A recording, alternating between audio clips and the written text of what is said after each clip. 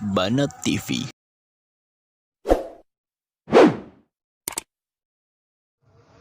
Tujuan kita adalah sampaikan ilmu sebagaimana yang diperintahkan oleh Allah, sebagaimana yang diperintahkan oleh Nabi Muhammad, seluas-luasnya.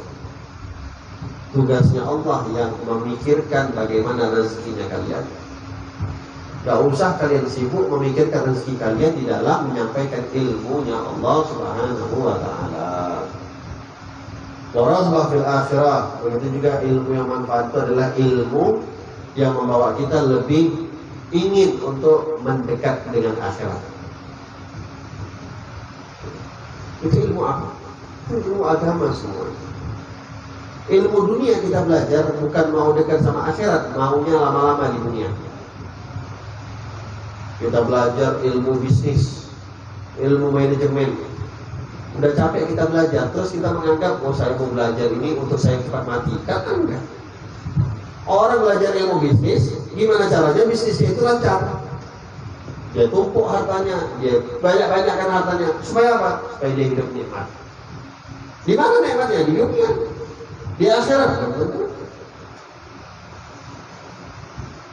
Jadi kalau kalian belajar ilmu akhirat, tujuan kalian adalah untuk akhirat.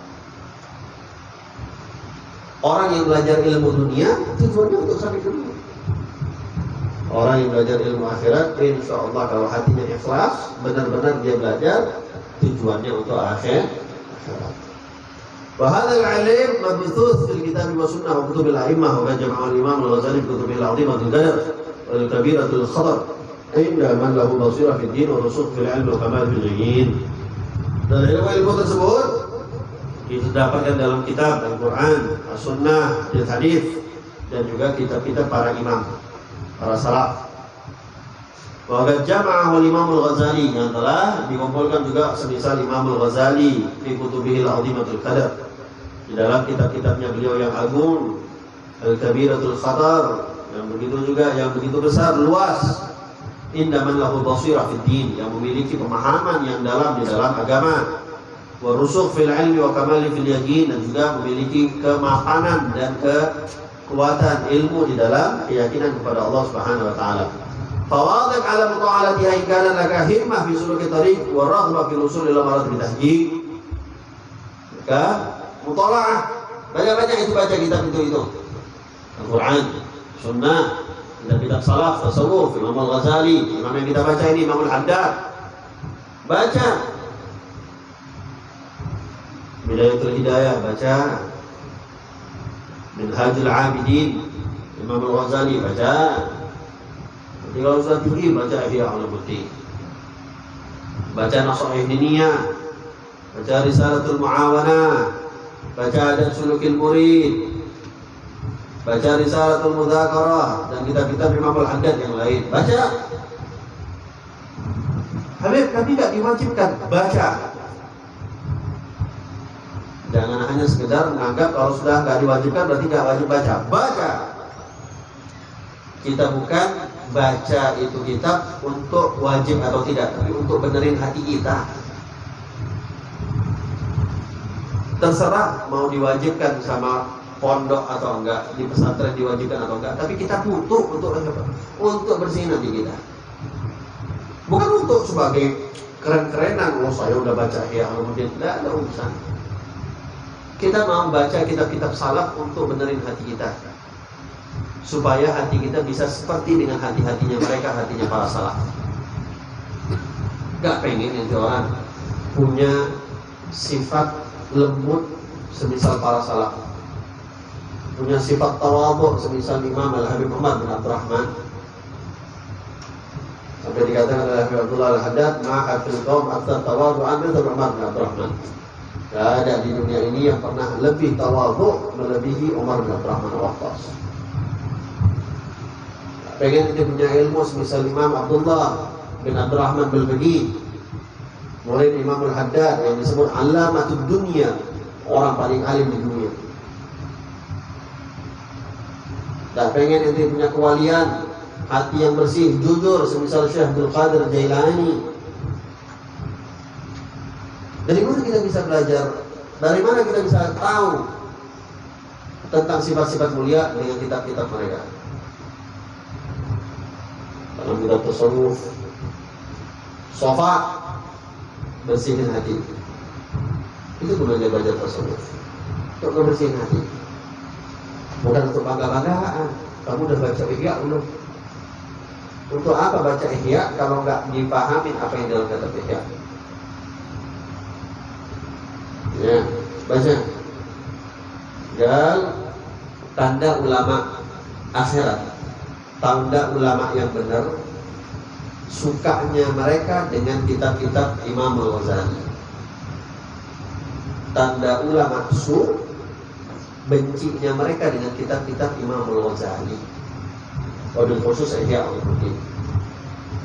Kenapa? Karena di dalam kitab-kitab semisal Imam Al-Ghazali yang membahas dalam kitab tasawuf, itu dikatakan membersihkan hati orang yang kotor. Ulama su, ulama yang gak benar, mereka gak suka ketika mereka baca gitu kitab, kebuka kotoran mereka, ketahuan akhirnya hati mereka yang gak benar. Tapi ulama akhirat, ulama yang benar, ulama yang bagus, dia senang memang itu kitab. Kenapa? Ketika dia baca itu kitab, ya Allah, hati saya banyak kotor disebut Imam Al-Ghazali. Ya Allah, saya punya sifat ini disebut gak baik, ini sifat oleh Imam Al-Ghazali disebut. Suka. Jadi bahan introspeksi untuk dirinya. Ya, itu tanda-tanda ulama baik atau ulama buruk. Wa qad infaradil kutub al-Ghazali min bain kutub al-muhaqqiqin min as-sufiyah bi jam'i wa tahrir wa husul ta'thir al-kathir fi zaman al-katsir. Begitu juga dikatakan kitab-kitab Imam Al-Ghazali ini memang agak berbeda dibandingkan kitab-kitab yang lain, khususnya orang-orang yang ingin belajar ilmu sufi, tasawuf. Ya, apalagi kalau hidup kita nggak panjang, umur kita nggak lama, belajar kita pun nggak lama, belajarlah kitab-kitab Imam Al-Ghazali, insya Allah lebih daripada cukup. Tamam. Gerak. وعليك بالإكثار من قراءة كتب الحديث والتفسير وبمطالعة كتب القوم عامة، فإن ذلك فتح عنه وسلوك التام كما قال بعض العارفين. ولكن ينبغي لك أن تحترز من مطالعة ما يشتمل من رسائلهم على الأمور الغامضة والحقائق المجردة، فهذه الأشياء توجد في أكثر مؤلفات الشيخ محمد بن عربي وفي شيء من رسائل الإمام الغزالي كالمعراج والمذنون به. وقد ذكر الشيخ زروق في تأسيس القواعد القاعدة في التحذير من كتب التي تجري هذا المجرى فراجعها إن شئت. ولم يذكر في جملتها مؤلفات الشيخ عبد الكريم الكيلاني لأنه متأخر، ومؤلفاته من عند آخرها مما ينبغي الاحتراز عنها إثارا للسلامة. وعليك بالإكثار من قراءة كتب الحديث. Kata Imam Al-Haddad, banyak-banyak baca kitab al-hadis.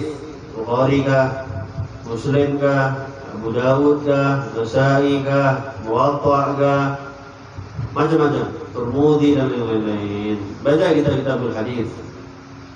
Salaf kita itu setiap hari, setiap tahun di Hadramaut itu minimal sekali mengkhatamkan Bukhari. Biasanya dilaksanakan di bulan Rajab. Bahkan kita pernah dengar dari guru-guru kita, mereka betul-betul menjaga tentang proses pembacaan kitab-kitab hadis, khususnya semisal Bukhari dan Muslim. Bahkan katanya mereka dulu umara, pemimpin-pemimpin yang ada di kota Tarim, ini nggak ngomong-ngomong jauh, 50 tahun yang lalu, 100 tahun yang lalu, itu rata-rata pemimpinnya, istilahnya wali kotanya, gubernurnya, mereka itu hafal semuanya kitab Bukhari sampai bisa membedakan yang mana titik yang mana koma. Nanti bayangkan itu pemimpinnya, gimana ulamanya. Bisa membedakan yang mana titik mana koma. Bukan hanya hafal lafadznya saja. Ente ada satu kitab atau satu hadis Bukhari yang dia hafal? Atau tidak pernah buka kitab Bukhari? Tidak pernah baca kitab Bukhari? Gerak Bukhari, baca. Ya, di Hadramut, di Tarim, itu biasanya setahun sekali di bulan Rajab. Itu banyak khatam Bukhari nanti, di mana-mana khatam Bukhari. Nah, baca kita kitab hadis. Ya, karena apapun cerita kitabul hadis ini mempunyai nur. Ya, Sayyidina Imam Al-Ghazali beliau bisa membedakan yang mana hadis palsu, yang mana hadis sahih. Bukan bedakannya pakai sanad atau enggak. Itu dilihat orang yang menyampaikan hadis sahih tadi cahayanya lain, nurnya berbeda dibandingkan orang yang menyampaikan hadis palsu yang ada cahayanya sama sekali. Bagi mereka bisa melihat, kita nggak bisa lihat. Mau hadis palsu, mau hadis apa, sama aja gitu. Mereka bisa membedakan. Kenapa? Ada nur, ada cahaya di dalam ucapan Rasulullah. Wa tafsir, ya, juga ilmu tafsir. Ini juga balik kepada ilmu Al-Quran. Wa min muta'alatil kutubil qawm amah fa'inna dhalika fathul 'am wa usulul kitab kama qala ba'dul 'arifin. Begitu juga baca kitab-kitabnya para salaf, ulama-ulama kita terdahulu. Ya. Walakin yang bagilah laka an tahtarida amma yastamilu min rasailihim 'ala al-umur al-ghamidhah wal haqa'iq al-mujarradah wa hadhihi al-ashya' tujad akthar mu'allaf Syekh Muhammad bin Al-Farabi. Tapi hati-hati, jangan sembarangan juga baca kitab. Jadi saya katakan Imam Al-Ghazali, Imam Al-Haddad. Imam Al-Ghazali enggak semua kitabnya bisa dibaca. Baca yang sudah dibaca oleh para ulama. Bidayatul Hidayah enggak apa-apa dibaca. Minhajul Abidin enggak apa-apa dibaca. Ihya Ulumuddin enggak apa-apa dibaca. Tapi ada hal-hal yang enggak perlu untuk dibaca. Ya, yang terkadang bahasanya terlalu tinggi sampai kita pun bacanya bingung. Terlalu tinggi, seakan-akan takutnya bukan apa, otak kita nggak sampai gila gitu. Jadi kalau mau baca kitab, tanya dulu sama guru-guru kita, tanya sama syekh kita. Ustaz, Buya, kalau saya baca kitab ini bagus atau tidak? Ya. Kira-kira kalau saya baca ini baik atau tidak? Bagus atau tidak? Jangan asal-asalan. Khususnya zaman sekarang, gampangnya kita ngambil ilmu dari internet, dari Google. Semuanya dibaca, gak taunya tulisannya orang kafir. Kalau mau baca, pilih-pilih. Ya. Yang sekiranya gak paham, tanya sama guru. Teman, dan ini dikatakan kitab-kitab yang tinggi-tinggi atau ucapan yang agak melampau. Itu adalah didapati di banyak dalam kitabnya Syekh Ibn Arabi. Ya, kitab-kitabnya Ibn Arabi terlalu tinggi ucapan-ucapannya, takutnya nggak masuk ke kepala kita, akhirnya salah paham. Tamam. Wa fi syai'in min rasail Imam Al-Ghazali kal mi'raj wal ma'dhunun bih. Begitu juga ucapan Imam Al-Ghazali, kitab Imam Al-Ghazali juga semua bisa dipakai atau pantas dibaca. Misal apa? Kitab Mi'raj tidak bisa dibaca, jangan dibaca, nggak pantas. Baca yang lain dulu. Udah selesai semua kalian baca, nanti lain lah pikirnya itu. Ya, Al-Mi'raj wal Madnun, juga kita Madnun. Wa kadzalika Syekh Az-Zarruq fi Ta'sis al-Qawaid. Beliau ada seorang ulama namanya Syekh Zarruq, punya kitab namanya Ta'sis al-Qawaid. Qaidah fi tahdhir min al-kutub allati tajri hadzal majra barajih akhir Syekh. Dalam kitab tersebut ada dijelaskan oleh Syekh Zarruq ini tentang kitab-kitab yang bagus untuk dibaca dan kitab-kitab yang lebih bagus untuk tidak dibaca. Baca itu kita, supaya tahu membedakan yang mana yang baik, yang mana di. Walam yadhkur fi jumlatiha mu'allafat Syekh Abdul Karim Al-Kailani. Di sini Syekh Zarruq tadi memang tidak menuliskan kitab-kitab daripada Syekh Abdul Karim Al-Kailani untuk tidak juga dibaca. Kenapa? Karena Syekh Abdul Karim ini hidupnya di belakangan. Ada kitab-kitabnya beliau itu yang juga tidak pantas untuk dibaca. Gak semua kitab ulama itu harus dibaca, enggak. Ya, makanya jangan salah-salah baca. Banyak orang baca, khususnya apalagi gak punya guru, main baca-bacanya gila, gak sadar. Saya dapetin itu orang banyak. Baca betul, dikir, suluk dia sendiri di kamar. Gak ada yang bimbing, gak ada gurunya. Akhirnya apa? Stres. Gila. Ya, hati-hati. Di anna mutakhir wa wal mutaakhirah mimma yanbaghi al-ihtiraz an haythal salam. Fa in qala qailun la ba's alayya bi mudra'ati hadhihi al-kutub li'anni akhidun ma afhamuh wa aslam bima la afhamuh liqailihi qila lahu qad ansafta wa nahnu inma nakhsha 'alayka bima tafhamu wa tafhamu 'ala ghairi wajhihi fa tadillu an sawa'i sabil كما وقع ذلك لأقوام عكفوا على مطالعة هذه الكتب فصاروا في زندقة والإلحاد وقالوا بالحلول الاتحاد فلا حول ولا قوة إلا بالله العظيم. Kalau ada orang bilang, tidak apa-apa saya baca aja semua. Yang saya paham saya ambil, yang nggak saya paham saya tinggalin. Saya baca aja semua dah, nggak apa-apa. Yang paham-paham aja saya terima, yang nggak paham saya tinggalin. Nah, bilang sama orang-orang yang semisal itu, justru yang kami takutin bukan yang kamu nggak paham. Kalau kamu nggak paham, kamu tinggalkan, bagus, nggak masalah. Tapi yang kami khawatirkan bukan yang kamu nggak paham. Yang kami khawatirkan adalah justru apa yang kamu paham. Yang kamu paham tapi tidak sesuai dengan pemahaman yang benar. Ngaku dia merasa dirinya, oh saya paham. Rupanya pahamnya salah. Makanya biasakan baca kitab itu di depan syekh, di depan guru. Man la syekha lahu fa syaitanu syaikhu. Orang enggak punya syekh, maka setan jadi gurunya. Orang enggak punya guru, gurunya setan. Kenapa? Man qara'a biduni syekh fa khata'uhu aktsar min thawabuhu. Orang yang baca kitab tanpa ada bimbingan seorang guru, salahnya pasti lebih banyak dibandingkan benarnya. Kitabnya nggak salah, tapi mungkin cara memahami kitab itu yang salah. Yang kalau kita paham dengan salah tanpa ada yang menegur, yaitu seorang syekh, maka kita akan terbiasa dengan pemahaman kita yang salah sampai kita sudah terbiasa dan sulit untuk kita lupakan pemahaman yang salah tersebut. Jadi kalau ada orang bilang, nggak apa saya baca aja dulu, Ibn Arabi semua saya baca. Terus kenapa saya baca? Nggak apa-apa. Yang paham saya terima, yang nggak paham saya tinggalkan.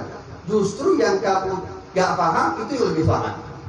Yang dikhawatirkan itu adalah yang kamu paham tapi nggak sesuai dengan pemahaman yang benar. Makanya dulu para habaib, misalnya Imam Abdullah Al-Aidrus itu tanya waladnya itu anaknya Imam Abu Bakar Al-Adani itu belajar kitab apapun ditanya sama Imam Abdullah Al-Aidrus, ini baca kitab apa aja. Ada satu kitab yang disebut Imam Abu Bakar bilang sama abahnya, abah saya baca kitab ini, apa yang kamu paham? Nah, apa yang kamu baca?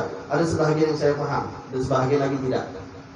Kata abahnya, hapus pemahaman yang kamu paham di dalam kitab tersebut, karena yang saya takutkan bukan apa yang kamu tidak paham, dan kamu paham yang bapak takut, yang abah takut. Yang kamu nggak paham, apa nggak takut, kamu buang.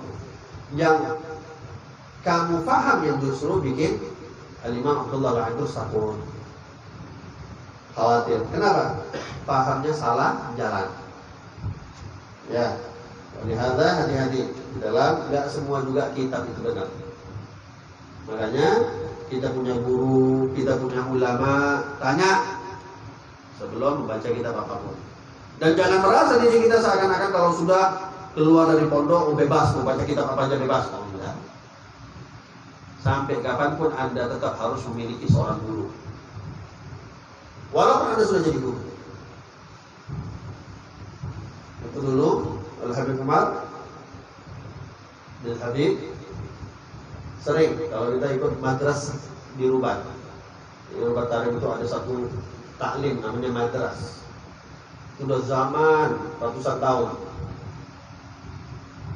Ya, setiap hari Ahad subuh sama hari Rabu subuh.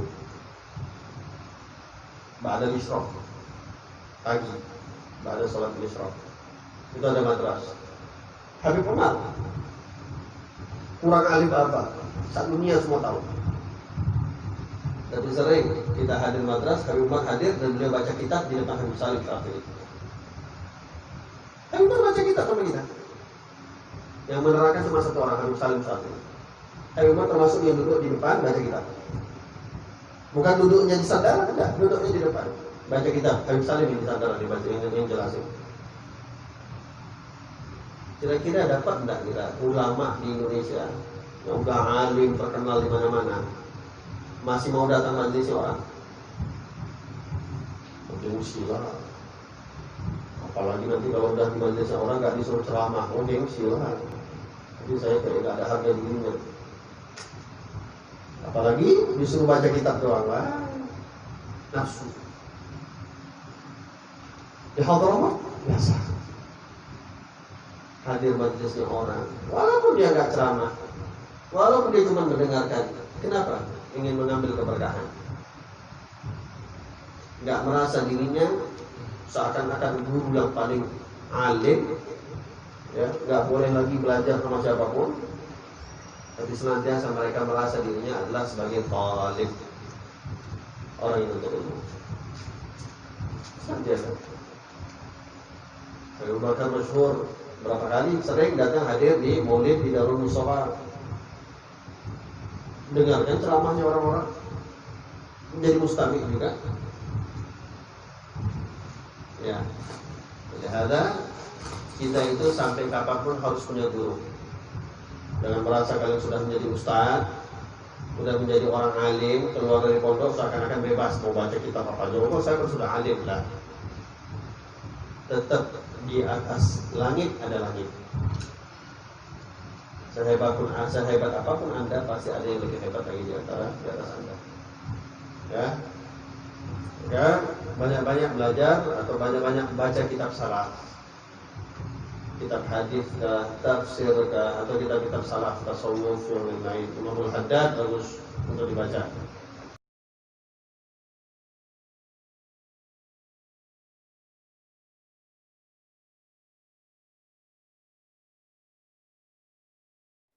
Kecil, belum pernah baca Bidayatul Hidayah, mungkin yang besar-besar abang-abangnya kalian, yang senior-senior, ya, udah khatam Bidayatul Hidayah. Kalau ada waktu luang, minta belajar. Boleh nggak saya baca kitab? Biasain.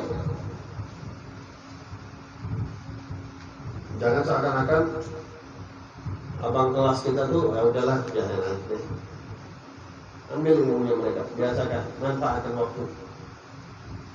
Kita tuh sering dulu ngambil istifadah, ibofi. Ada waktu-waktu kosong, cari nih siapa yang nampaknya pintar. Aku apa kelas? Ini nampaknya pintar dalam bidang ilmu ini. Belajar. Bisa minta waktunya enggak? Dua-duanya dapat manfaat. Yang kecil belajar sama yang besar dapat ilmu. Yang besar ngajarin yang kecil menambah kekuatan ilmunya. Karena ilmu itu lebih kuat, ya, lebih menempel di kepala seseorang kalau sudah diajarkan. Tapi kalau cuma belajar saja tanpa diajarkan, itu kadang-kadang mudah hilang. Gitu. Tapi kalau udah belajar, diajarkan lagi sama orang, insya Allah lebih kuat itu. Jadi jangan seakan-akan kalau kita belajar sama orang atau senior kita, abang kelas kita ini rendah. Enggak, abang kelas kita juga butuh untuk ada orang yang kita ajari, yang diajari. Ya, makanya punya sinergi. Yang junior, yang adik kelas, minta sama abang kelasnya. Yang abang kelas yang senior, kalau memang mampu, ajarin. Dua-duanya dapat manfaat. Ya, Wallahu a'lam bishawab.